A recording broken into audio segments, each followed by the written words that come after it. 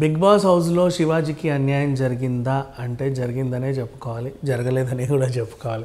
శివాజీకి ఏం అన్యాయం జరగాలి యాక్చువల్గా చెప్పాలి అంటే. ద రీజన్ ఈజ్ ఆయన కూడా పాపం వయసు అలాంటిది, అండ్ వీళ్ళతో పాటు ఆ టాస్క్లు కూడా ఈసారి నిజంగా మహా టాస్క్లే ఇచ్చారు. అంటే అఫ్కోర్స్ లేడీస్ అయినటువంటి ప్రియాంక జైన్ లాంటి వాళ్ళు కూడా బాగానే ఆడినప్పటికీ కొంతమంది కొన్ని వల్ల అవ్వదు, బట్ బాగానే ఆడాడు. అఫ్కోర్స్ ప్రయత్నం మాత్రం బాగానే చేశాడు. అట్లా టాస్కులతో ముందుకెళ్తే ఆ పాప మా చెయ్యి నొప్పి వల్ల చాలా రోజులు అలా కూర్చోవాల్సి వచ్చింది. ఆ కూర్చున్నప్పుడు బిగ్ బాస్ ఇంటికి వెళ్తావా, ఉంటావా, పోతావా అంటే ఉంటానని, పోతానే ఉండను, పోతా అటు ఇటు ఫ్లక్చువేట్ అయ్యి లాస్ట్కి అమ్మో ఎన్నిసార్లు. ఒకసారి లాస్ట్ మొన్న ఫైనల్ సీజన్ అప్పుడు కూడా చాలా టాస్కులు ఉంటాయి, క్రిటికల్గా ఉంటాయి, ఉంటావా అన్నా సరే నేను పోతా అన్నాడు లాస్ట్కి. నాగార్జున గారే మళ్ళీ నచ్చజెప్పి 1 కాదు 2 సార్లు కాదు, నాకు కూడా ఏదో షూటింగ్లో ఇదేదో అయ్యింది అప్పుడెప్పుడో డమ్రకం అప్పుడు ఇట్లా అన్నందుకు అప్పటి నుంచి ఇప్పటివరకు ఆ నొప్పి అలాగే ఉంది. కాకపోతే నేను చూడ ఎంత చక్కగా ఉన్నానో, ఎంత బాగా ఇప్పుడు నాసామిరంగా షూటింగ్ చేస్తున్నానంటే ఇతను కూడా ఇదేదో బాగానే ఉందిలే, నాకు కూడా పర్వాలేదు. ఇవి అంత పెద్ద చేసినప్పుడు ఈ చిన్న బిగ్ బాస్ నేను ఉండలేనా అనుకున్నాడు, బట్ ఉండలేకపోయాడు. అఫ్కోర్స్ అయినప్పటికీ కూడా శక్తికి మించి ఆడాడు, కష్టపడ్డాడు, చూస్తూనే ఉన్నాం. మైండ్ గేమ్ బాగాడు. కాకపోతే ఇక్కడ శివాజీ మనకెందరికి ఎందుకు బాగా నచ్చాడు అంటే ఈ డ్రామా ఆర్టిస్టులు ఉన్నారు చూసావా, స్టార్ మా బ్యాచ్, అమర్దీపము, సందీపము, ప్రియాంక జైన్, శోభా శెట్టి, వీళ్ళంతా కూడా మధ్యలో పూజామూర్తి అండ్ అర్జున్ కొంచెం అట్లా టచ్ ఇచ్చి కూడా తర్వాత సంగతి. వీళ్ళు మాత్రం మెయిన్గా వీళ్ళు ఎట్లా అంటే హౌస్లో కూడా ఒక డ్రామా అనమాట. హే లేచావా, నువ్వు తిన్నావా, అరే భలే తిన్నావే అంటే లైక్ డ్రామా ఆర్టిస్టులు ఎలాగైతే మాట్లాడతారో అలా మాట్లాడుతుంటే పక్కన కూర్చొని చూస్తున్న శివాజీకి ఏమనిపించేది అంటే ఏంటి వీళ్ళు ఇంత డ్రామా ఆడుతారు, ఓహో అక్కడ కెమెరా ఉందా, కెమెరా ఉండడానికి ఇన్ని డ్రామాలు ఆడుతున్నారా అని చెప్పేసి అనుకున్నాడు. కరెక్టే, బాగానే ఉంది. కెమెరా ముందే వీళ్ళ డ్రామాలండి. అదే ఇంకో దగ్గరికి వెళ్ళి చూస్తే వెనకాల కిచెన్లో చూస్తే అది కాదే ఇట్లా కాదే అట్లే అని చెప్పి మంచాల దగ్గర పేర్లు కొరుక్కోవడం, తలదూకోవడం, అక్కడ సరదాగా మాట్లాడడం. మళ్ళీ కెమెరా దగ్గరకు వచ్చేసరికి హాహా ప్రియాంక జైన్ గుడ్ మార్నింగ్, ఎలా ఉన్నావు, నీ హౌ ఈజ్ యువర్ డే అంటే ఇట్లాంటి డ్రామాలన్నీ చూసి అసలు ఏం జరుగుతుంది ఇక్కడ, వీళ్ళేంటి ఇలా ఉన్నారనే ఒక తేడాగా చూశాడు వీళ్ళని.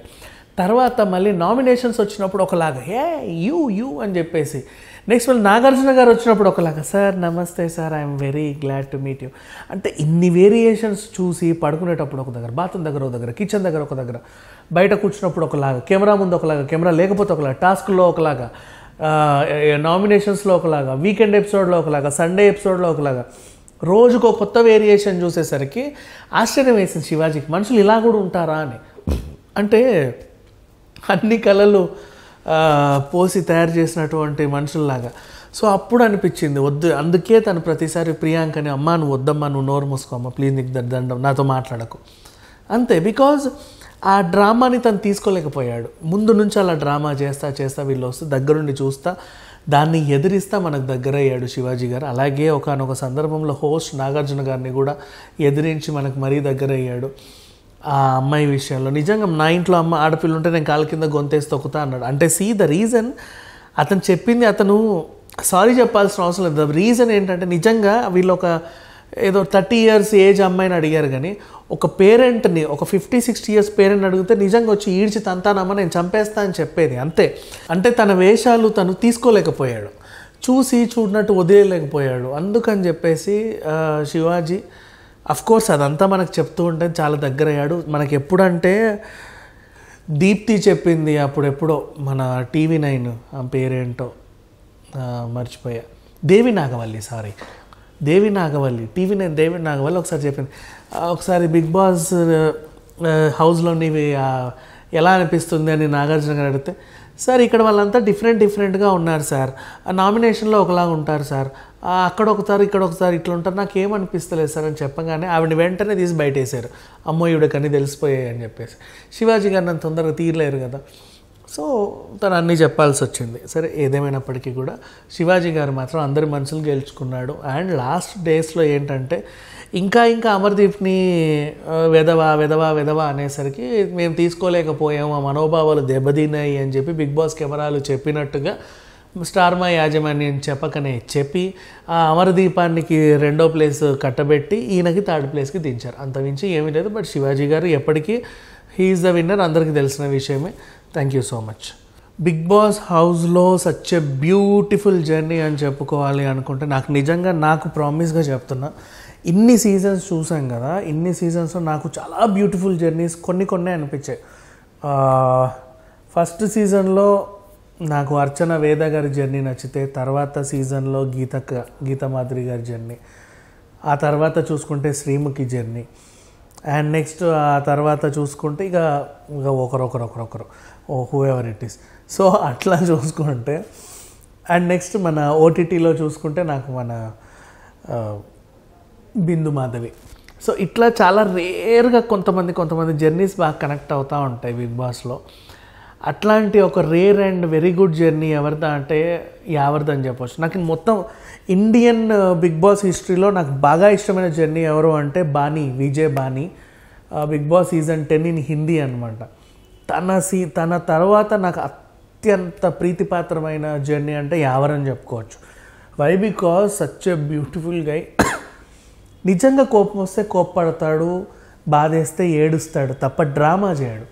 ఆయనకి ఏమనిపిస్తే అది చెప్తాడు. అండ్ నెక్స్ట్ ఒకడి కోసం తన ఎమోషన్స్ని దాచుకొని డ్రామా ఆడాడు. అంటే లైక్ ఇప్పుడు టేస్టీ తేజ ఒక డ్రామా చేశాడు. ఒరే నా ఉత్తరాన్ని నీ చేత్తో నువ్వే అందులో వేసేయరా అని చెప్పేసి, నేను ఇటు తిరుగుంటాను అన్నాడు. అది ఎంత ఎమోషనల్ డ్రామా. నువ్వు ఇటు తిరుగుంటే నీ ఉత్తరాన్ని నేను వెయ్యాలా అంటే ఆ నొప్పి నాక అక్కర్లేదని చెప్పి తన ఉత్తరాన్ని తను వేసుకున్నాడు ఏడ్చుకుంటూ. అదొకటి. నెక్స్ట్ అలాగే సెల్ఫ్ నామినేషన్ చేసుకున్నప్పుడు కూడా అప్పుడు నిజంగా ఎలిమినేట్ అవుతాడేమో అనుకున్నాం.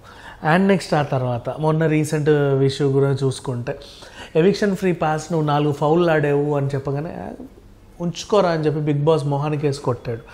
సో ఇట్లాంటి బ్యూటిఫుల్ జర్నీ ఉన్నటువంటి యావర్ నాకు ఎప్పటికీ ఫేవరెట్ కంటెస్టెంట్స్. ఈవెన్ మొన్న రీసెంట్లీ బుర్జ్ దుబాయ్ పైన కూడా యావర్ మొహం వేశారు సౌదీలో.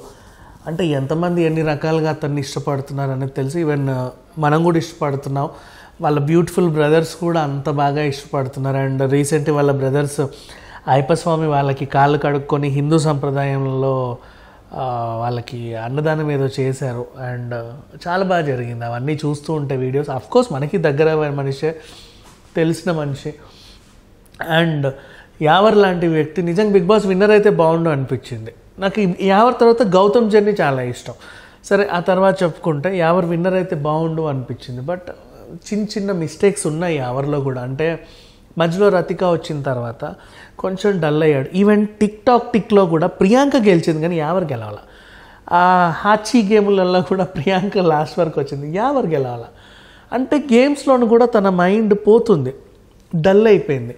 ఎందుకో కూడా చెప్తా. ఎందుకు డల్ అయింది అంటే, ఈ ఊరికి ఈ దేశానికి ఎందుకు పనికిరాని కంటెస్టెంట్లను తెచ్చి, సైకోలను తెచ్చి బిగ్ బాస్ హౌస్లో పెట్టి, అమర్దీపం లాంటి వాళ్ళని తెచ్చి, శోభా శెట్టి లాంటి వాళ్ళని తెచ్చి బిగ్ బాస్ ఏం చేసినా, వాళ్ళు ఏమన్నా ఏం చేసినా సరే హోస్ట్ సపోర్ట్ చేస్తున్నాడు. బాగా పర్వాలేదు, చిన్న ఫౌల్స్ చూసుకో అమ్మ, ఏం పర్వాలేదు, నువ్వు చాలా బాగా ఆడేసావు, ఎక్సలెంట్గా ఆడారు మీరు, సూపర్ ప్రతి వారం అంతే. యావర్ కష్టపడి ఆడుతున్నాడు, రక్తం చెందిస్తున్నాడు. ఒక్కసారి ఇక్కడ ట్రిగ్గర్ అయితే నువ్వెందుకు అలా చేసావు, నువ్వెందుకు అలా 100 సార్లు తిట్టి ఎక్కడ అంటే అతను డల్ అయింది. నిజంగా చెప్పాలి అంటే శోభా శెట్టి ఒకసారి నేను పిచ్చోడు అన్నందుకు నేను పిచ్చోడా అని హైప్ అయిపోయాడు. వీకెండ్ హోస్ట్ వచ్చి ఏం చెప్పాడంటే, నువ్వు పిచ్చిగా చేస్తున్నావు కాబట్టి నేను పిచ్చోడు అనింది అన్నాడు. అసలు ఎలా పొంతనైందో నాకు అర్థం కాల, కానీ అలా జరిగింది. ఇట్లాంటి హోస్ట్ ఇలా నన్ను చివరికి హోస్ట్ ఇలా అంటున్నాడు, బిగ్ బాస్ ఇలా అంటున్నాడు, అందరు ఇలా అంటున్నాడు. అంటే నేను కావాలని వాళ్ళకి సపోర్ట్ చేస్తున్నాడు, నన్ను ఇలా చేస్తున్నాడు, నన్ను తొక్కేస్తున్నాడు. తెలిసిపోతుంది ఈజీగా, అంత చిన్నపిల్లలు ఏమైనా తెలిసిపోయింది. అంటే ఇక మనం ఏం చేసినా వేస్టేలే, వాళ్ళకే సపోర్ట్ చేస్తాడని ఒక్కసారి మైండ్లో పడిపోయిన తర్వాత తన గేమ్ డల్ అయింది. అఫ్కోర్స్ బిగ్ బాస్ హౌస్ అంటే దాన్ని కూడా అధిగమించి స్ట్రాంగ్గా ఉండాలి, అది కూడా ఒక బిగ్ బాస్ స్ట్రాటజీ అయి ఉండొచ్చు, అవి కూడా అధిగమించి స్ట్రాంగ్ అవ్వాలి. కానీ ఈ అబ్బాయి ఎందుకు అవ్వలేకపోయాడు, ఒక చిన్న దానివల్ల కిందికి వచ్చాడు. కానీ అంతకంటే ఇప్పుడు యావర్ పక్కన పెడితే, ఇప్పుడు అమర్దీపం లాంటి కంటెస్టెంట్లు అసలు హౌస్లో అసలు కనీసం అడుగు పెట్టడానికి కూడా అర్హత లేదు, మంచినీళ్ళు తాగే అర్హత కూడా లేదు. ఒక్క గేమ్ ఆడుకోవాలి, అన్నీ అడుక్కు తెచ్చుకున్న పాయింట్లే, అడుక్కు తెచ్చుకున్న క్యాప్టెన్సీలే, బూతులు, బండా బూతులు, ఆ చీపు మాటలు, అసలు వినకూడని మాటలు, ఆడపిల్లలు గెలిస్తే వాడి దగ్గర నుంచి లాక్కోవడాలు, ఇట్లాంటి చెత్త చెత్త ఫౌల్స్ అన్నీ చేసుకుంటూ వచ్చిన అట్లాంటి వాడిని సూపర్ సూపర్ హే వావ్ సూపర్ అనే ఒక హోస్ట్ రక్తం చిందించి నిజంగా ఆడితే నువ్వు అక్కడ ఫౌల్ చేసావు, ఈ వేలు ఇటు తిప్పావు, ఆ వేలు అటు తిప్పావు అనగానే తీర్చి మొహానికి వేసి కొట్టాడు, పోరా నాకు అవసరం లేదు నీ ఎవిక్షన్ ప్రీ పాస్ అని. అట్లాంటి కంటెస్టెంట్ ఎవరు, అందుకు నాకు బాగా ఇష్టం అనమాట. అలాంటి మనిషి ఈవెన్ బయట కూడా నిజంగా చాలా అప్పులు ఉన్నాయి తనకి. వాళ్ళ అన్న కూడా చెప్పాడు, ఇన్ కేస్ టాప్ 3లో ఉంటే నేను డబ్బులు తీసుకోమని సజెస్ట్ చేస్తాను అని. నీట్గా 15 lakhs ఒట్టుకేసి తీసుకున్నాడు, హ్యాపీగా బయటకు వచ్చాడు. పైగా రెమ్యునరేషన్ ప్లస్ ఇది యాడ్ అయ్యి తనకి ఎంతో కొంత హెల్ప్ అవుతుంది. పైగా ఇప్పుడు ఇంకా మంచి మంచి ఆఫర్లు వస్తాయి. తనకి విలన్ అంటే ఇష్టం, కామెడీ చేయడం ఇష్టం, నవరసాలు పలికిస్తాడు అబ్బాయి, మంచి ఆర్టిస్ట్. ఇప్పుడెప్పుడు మన అందరికీ తెలిసింది. సో నాకు తెలిసి ఈ సీజన్ తర్వాత యావర్కి మాత్రం such a beautiful and bright future ఉంటుందని మాత్రం అనుకుంటున్నాను. Thank you so much.